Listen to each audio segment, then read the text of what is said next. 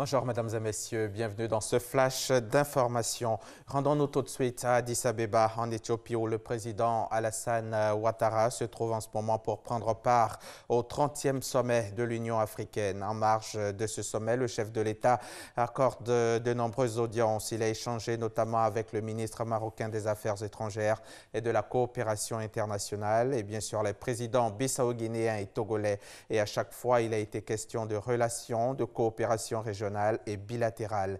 Les précisions de nos envoyés spéciaux sur place dans l'édition de 13 h. Le Premier ministre, lui, est en mission hors du pays. Il est aussi en mission hors du pays, mission qu'il a conduit en France et en Suisse. À Paris, Amadou Gon Coulibaly a été reçu vendredi à Matignon. Il s'est agi là de coopération entre la Côte d'Ivoire et la France. Vous pourrez suivre le compte-rendu de notre envoyé spécial Adama Koné à 13 h. La présidence américaine aux côtés de la Côte d'Ivoire dans la lutte contre le paludisme. Le PMI, Fonds présidentiel américain, va octroyer au pays 12,5 milliards de francs CFA courant 2018. L'information a été donnée récemment par le Programme national de lutte contre le paludisme au cours d'une réunion bilan ici même à Abidjan, rencontre à laquelle ont pris part tous les acteurs et partenaires de la lutte contre le paludisme. Delphine Gla y était aussi pour RTI. En 2017, en plus de la campagne de démoustication, le PNLP, le Programme national de lutte contre le paludisme, a sillonné les 71 districts sanitaires de la Côte d'Ivoire pour sensibiliser les populations sur les comportements à avoir pour éviter le paludisme.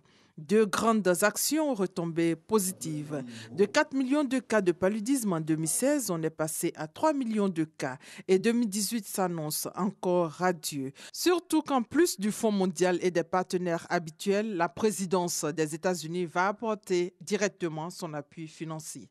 En dehors du Fonds mondial qui nous appuie jusqu'à aujourd'hui, nous venons d'avoir aussi le financement du Fonds présidentiel américain qu'on appelle PMI.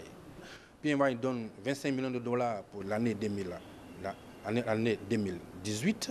En plus de la distribution gratuite du traitement antipalustre aux femmes enceintes et la moustiquaire imprégnée aux enfants, la lutte contre le paludisme va prendre en charge gratuitement les maladies intégrées de l'enfant. Avec ces deux partenaires, nous allons passer à échelle et surtout la prise en charge des maladies intégrées de l'enfant, c'est-à-dire la prise en charge de la diarrhée, de la pneumonie et du paludisme.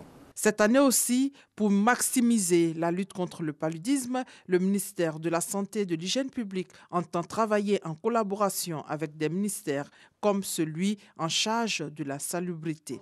Rappelons que cet atelier bilan du PNLP a réuni pendant 3 jours ministère de la Santé, sous-bénéficiaires ainsi que les partenaires à la lutte contre le paludisme.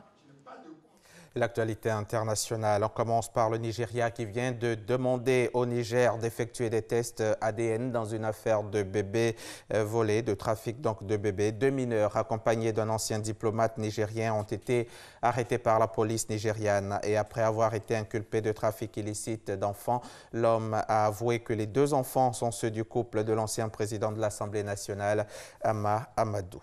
5 policiers morts et 41 blessés, c'est le bilan de l'attaque à l'explosif qui a eu lieu hier matin contre un poste de police dans la ville portuaire de Barranquilla, au nord de la Colombie. Un homme a été arrêté. Le président Juan Manuel Santos, prix Nobel de la paix 2017, s'est rendu dans la soirée sur les lieux du drame. Au lendemain de l'attaque meurtrière revendiquée par les talibans à Kaboul qui a coûté la vie à au moins 95 personnes blessant 158 autres. 4 personnes ont déjà été arrêtées. C'est un jour de deuil pour de nombreuses familles qui ont perdu leurs proches dans cette attaque perpétrée au cœur de la capitale. Quel est le bilan de la participation de la Côte d'Ivoire à la COP 23? Pour le savoir, ne manquez pas le magazine du dimanche. C'est pour tout à l'heure dans l'édition de 13 h. Nous recevrons Richemont Assier, le point focal de la Côte d'Ivoire à la Convention cadre des Nations Unies sur les changements climatiques. Il est aussi négociateur en chef sur le climat. Il sera donc avec nous pour 15 minutes d'entretien. Merci de nous suivre sur la chaîne qui rassemble.